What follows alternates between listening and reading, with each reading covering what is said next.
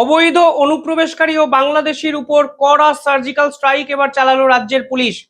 আজকে নিমতা থেকে 8 জন বাংলাদেশিকে হাতে নাতে গ্রেফতার করা হয়েছে এবং এরপর যে তথ্য আমাদের সামনে উঠে এসছে তা নিঃসন্দেহে ভয়ঙ্কর। শুভেন্দু অধিকারী সরকার গঠনের পর ভারত সরকার এবং আমাদের পশ্চিমবঙ্গের সরকার একত্রে মিলে এই অবৈধ অনুপ্রবেশকারী ইস্যুটিকে অত্যন্ত সিরিয়াসলি ডিল করার কিন্তু চেষ্টা করছেন এবং এর জন্য বাংলাদেশের সঙ্গে সম্পর্ক ফের একবার জটিল জায়গায় যেতে চলেছে। যদিও ভারতের পক্ষ থেকে পরিষ্কার বলে দেওয়া হয়েছে কোনো অবস্থাতেই এই অবৈধ বাংলাদেশিদের রেয়াত করা হবে না। আসাম, ত্রিপুরা এবং বাংলা একযোগে 3 জায়গায় অপারেশন চালানো হচ্ছে এবং কাঁটাতার দেওয়ার কাজকে দ্রুত গতিতে শেষ করার জায়গায় কিন্তু নিয়ে যেতে চলেছে ভারত সরকার। ফলে সব মিলিয়ে আমাদের এই রাজ্য কিংবা আমাদের এই দেশ অবৈধ বাংলাদেশিদের যে উৎপাত দিনের পর দিন সহ্য করেছে তা যে আর সহ্য করবে না তা কিন্তু স্পষ্ট।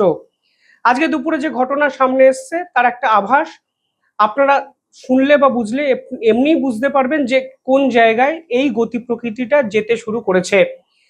আজকে নিমতার মতো একটি শহরতলি কেন্দ্রে মানে শহরতলি জায়গায় 8 জন অবৈধ বাংলাদেশিকে হাতে নাতে আটক করা হয় পুলিশের পক্ষ থেকে। প্রাথমিকভাবে একজন একটু রাস্তাঘাটে একটু অবিন্যস্ত অবস্থায় ঘোরাঘুরি করছিলেন। তাকে প্রথমে জিজ্ঞাসাবাদ করা হয় এবং যখন তাকে জিজ্ঞাসাবাদ করা হয় তিনি কিন্তু পুরো ঘটনাটি পুলিশের সামনে উগরে দেন।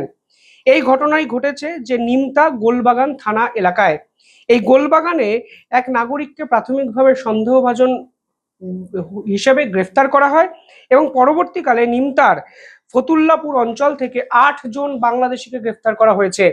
এবং এই পুরো বিষয়ে আরো একটি ভয়ানক কাণ্ড কিন্তু ঘটিয়ে ফেলেছে বাংলাদেশিরা। কি ভয়ানক কাণ্ড? তারা ভারতবর্ষে এসেছেন শুধুমাত্র এখানে অবৈধ ডকুমেন্ট নিয়ে থাকবেন বলে বা ছিলেন বলে তার জন্য নয়, তাদের কাছে শেষ 2 বছরে তৈরি করা সমস্ত সরকারি সঠিক তথ্য কিন্তু আছে। অর্থাৎ নির্দিষ্ট আধার কার্ড আছে, নির্দিষ্ট প্যান কার্ড আছে, তার ডেবিট কার্ড আছে, ব্যাংক অ্যাকাউন্ট আছে, বার্থ সার্টিফিকেট আছে, কোভিড ভ্যাকসিনেশন সার্টিফিকেটও কিন্তু তাদের কাছে আছে। ফলে এতগুলো সার্টিফিকেট যখন আপনার কাছে আছে তাহলে আপনাকে আর আটকায় কে? এরা যে খুব সহজে দিনের পর দিন তৃণমূলী আমলে এই ধরনের ফলস ডকুমেন্ট তৈরি করে নিজেদের ভারতীয় নাগরিক প্রমাণ করে ফেলেছেন তা তো স্পষ্ট হয়ে যাচ্ছে। আজকে রাজ্যের পুলিশ সক্রিয়তার সঙ্গে এদেরকে আইডেন্টিফাই করছে এবং এটা প্রমাণ করছে যে রাজ্যের পুলিশ কতটা দক্ষ। তারা চাইলেন বলেই আজকে এত বড় সিন্ডিকেট কিন্তু আমরা আজকে হাতে নাতে ধরতে পারলাম। ইম্পর্টেন্ট বিষয় কি জানেন? এই সমস্ত ডকুমেন্ট তৈরি করে দিয়েছে কোনো না কোনো ভারতীয় এক দালাল। অর্থাৎ তারা 1000 টাকা, 2000 টাকা কিংবা 5000 টাকার বিনিময়ে দেশের সম্পদকে শুধু বিনষ্ট করতে সাহায্য করতে তা নয়, ন্যাশনাল সিকিউরিটির সঙ্গেও তারা বড় সড়ো কিন্তু ছেলেখেলা করছেন। এবং যদি তদন্ত করা হয় তাহলে পরিষ্কার হয়ে যাবে যে এই দালাল চক্রের পিছনে কারা আছে। লোকাল তৃণমূলের নেতাদের জড়িয়ে থাকার সম্ভাবনাও কিন্তু উড়িয়ে দেওয়া যায় না, কারণ এই ডকুমেন্টগুলো তৈরি করতে সরকারি সাহায্য প্রয়োজন। এতদিন অবধি সরকারে থাকা তৃণমূল এবং তাদের ছুটকো ছাটকা এই সকল পাড়ার নেতারা যে কিভাবে সরকারি এই পদগুলোকে কাজে লাগিয়ে এই সকল নোংরামি করেছেন তা কিন্তু স্পষ্ট হয়ে যাচ্ছে ক্রমশ। এবং এই বড় সিন্ডিকেটের পিছনেও কোন আসল মাথা আছে তা কিন্তু রাজ্য পুলিশের পক্ষ থেকে পরিষ্কারভাবে বলা হয়েছে তদন্ত করে দেখা হবে। ব্যাংকের অ্যাকাউন্ট তৈরি করা মানে খুব সহজেই হাওয়ালা যোগে কোটি কোটি টাকা আদান প্রদান করার সম্ভাবনা কিন্তু বেড়ে যায়। এবং দিল্লি বিস্ফোরণের পর ন্যাশনাল সিকিউরিটির প্রশ্নে কোনো ধরনের কম্প্রোমাইজ ভারতের গোয়েন্দারা করতে চাইছেন না। ফলে এই ধরনের ব্যাংক অ্যাকাউন্টে কোন দেশ থেকে টাকা এসেছিল, কেন এসেছিল এবং সেই টাকা কিভাবে ইউটিলাইজ করা হয়েছে সেই তদন্ত কিন্তু করা হবে, তা কিন্তু পরিষ্কার হয়ে যাচ্ছে। যাদের ধরা হয়েছে তাদের মধ্যে উল্লেখযোগ্য কিছু নাম আমি আপনাদের বলছি, ফলে খুব সহজেই বুঝতে পারবেন তারা এক্স্যাক্টলি ভারতে কিসের জন্য এসেছিল, স্পেশালি বাংলাকে কেন তারা বেছে নিয়েছে। বাহারুল মন্ডল, আব্দুল রহমান সদর, রিয়াজ মন্ডল, ইলিয়াস সর্দার, জাহারারা বিবি, সুমি বিবি, আনোয়ারা বিবি। অর্থাৎ তারা জ্ঞাতি গোষ্ঠী নিয়ে তারা ভারতবর্ষে ঢুকেছেন অবৈধ পথে, দালালকে কাজে লাগিয়ে false Aadhaar card, voter card, bank account, PAN card, এমনকি কোভিড ভ্যাকসিনেশন সার্টিফিকেটও জোগাড় করে নিয়েছেন যেন কোনো অবস্থাতেই তাদের উপর কোনো সন্দেহ না হয়।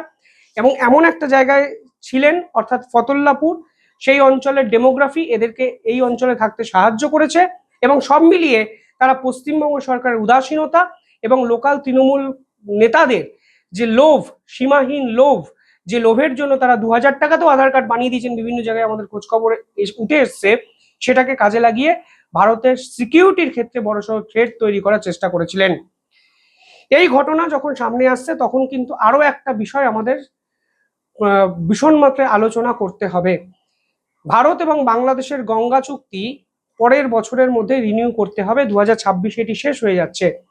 1996 সালে এই চুক্তি হয়েছিল। এখন প্রশ্ন হলো, যেভাবে বাংলাদেশ কড়ায় কড়ায় মানে ভারতকে মানে কড়া কড়া কথা শুনিয়ে ভারতকে বিভিন্ন ক্ষেত্রে হুঁশিয়ারি দিচ্ছে, ভারতকে এই গঙ্গা চুক্তি রিনিউ করবে নাকি গঙ্গা চুক্তিকে ভেস্তে দেবে। যদি গঙ্গা চুক্তিকে ভারত ভেস্তে দেয় তাহলে কিন্তু বাংলাদেশের মাথায় হাত দেওয়া ছাড়া কোনো উপায় নেই। এবং এই মুহূর্তে দাঁড়িয়ে ভারতের 100% উচিত এই গঙ্গা চুক্তিকে 100% ভেস্তে দেওয়া। যেভাবে সিন্ধু চুক্তিকে ভারত স্থগিত করে পাকিস্তানকে টাইট দিয়েছে, ঠিক একইভাবে শেষ 2 বছরের ট্র্যাক রেকর্ড মাথায় রেখে বাংলাদেশের সঙ্গে গঙ্গা চুক্তি ভেস্তে দিক ভারত, এ একাধিক বিশেষজ্ঞরা চাইছেন। কারণ দিনের পর দিন পশ্চিমবঙ্গ ভারতকে অশান্ত করার পরিকল্পনা বাংলাদেশে বসে একাধিক ছাত্রনেতা এবং রাজনৈতিক নেতারা কিন্তু করেছেন। কালকে বাংলাদেশের সরকারের বিএনপির মুখপাত্র এবং মন্ত্রী তিনি একটি কমেন্ট করেছেন, তিনি আবার ভারতকে পরিষ্কারভাবে হুঁশিয়ারি দিয়ে বসেছেন। তিনি পরিষ্কার বলেছেন যে আমরা ভারতকে কড়া বার্তা দিতে চাই, ভারত যেন এই গঙ্গা চুক্তিকে নতুন করে ইমপ্লিমেন্ট করেন এবং ডিসকাশন করে একটি সিদ্ধান্ত যেন তারা নেন। এবং তারা এক্সপেক্ট করছেন বাংলাদেশে মানুষের কথা ভারত সরকার ভাববে এবং পরবর্তীকালে ভারতের সঙ্গে সম্পর্ক ভালো হবে না খারাপ হবে তা ডিপেন্ড করছে এই গঙ্গা চুক্তির উপর। তিনি পরবর্তীকালে এটাও বলেছেন যে ভারতের ফারাক্কা বাঁধ বাংলাদেশের মরণ ফাঁদে পরিণত হয়েছে। কারণটা কি? তিনি বলেছেন যে এই মুহূর্তে গঙ্গা থেকে যে 54টি নদী বাংলাদেশে প্রবেশ করে সেই সবকটাতেই ভারত প্রয়োজন অনুসারে বাঁধ নির্মাণ করেছে, ফলে বাংলাদেশের অস্তিত্ব বিপর্যস্ত এবং অস্তিত্বের পক্ষে তা ভয়ানক প্রবণতা তৈরি করেছে। অর্থাৎ বাংলাদেশ সরাসরি ভারতকে হুঁশিয়ারি দিল এবং এরপর যদি ভারত গঙ্গা চুক্তি রিনিউ করে তাহলে কিন্তু বাংলাদেশের এই যে হুঁশিয়ারি সেটাকে প্রশ্রয় দেওয়া হবে, তা কিন্তু অনেক বিশেষজ্ঞরা বলছেন। একদিকে তুমি আমেরিকার সঙ্গে অস্ত্র চুক্তি করবে, একদিকে তুমি বঙ্গোপসাগরে আমেরিকার যুদ্ধজাহাজকে ডিপ্লয় করবে, অন্যদিকে লালমনিরহাট এয়ারবেসে তুমি চীনকে নিয়ে আসবে যেন ভারতের উপর নজরদারি চালানো যায়, অন্যদিকে আবার বলবে যদি গঙ্গা চুক্তি রিনিউ না করা হয় তাহলে ভারতের সঙ্গে সম্পর্ক খারাপ হবে এবং বাংলাদেশের অস্তিত্বই বিপন্ন হয়ে যাবে। তা কিভাবে চলবে? লাগাতার ভারত বিদ্বেষী কথাবার্তা বলে বাংলাদেশের রাজনীতিতে ভেসে থাকা যায়, কিন্তু লং টার্ম জিওপলিটিক্যাল যে গেম, সেই গেমে ভারত যদি পাকিস্তানের মতো সিন্ধু চুক্তি যদি স্থগিত করে বাংলাদেশের গঙ্গা চুক্তিকে ভেস্তে দেয় তাহলে বাংলাদেশ কিন্তু এক ঝটকায় সম্পূর্ণ শেষ হয়ে যাবে। কারণ গঙ্গা চুক্তির উপর বাংলাদেশের ইকোনমি প্রায় 30 থেকে 40% ডিপেন্ড করে। শুধু কৃষিকাজ নয়, বাংলাদেশের মতো ছোট্ট দেশের শিল্পের, অনুসারী শিল্প বা বড় শিল্পের বৃহৎ অংশ গঙ্গা নদীর জলের দ্বারা নিয়ন্ত্রিত হয়। সব মিলিয়ে ভারত এবং বাংলাদেশের সম্পর্ক ফের কিন্তু জটিল জায়গায় গেল, তা কিন্তু পরিষ্কার হয়ে যাচ্ছে। কি করা উচিত ভারতের? কমেন্টে জানাবেন। দেখতে থাকুন দ্য ইন্ডিপেন্ডেন্ট বেঙ্গল। ধন্যবাদ।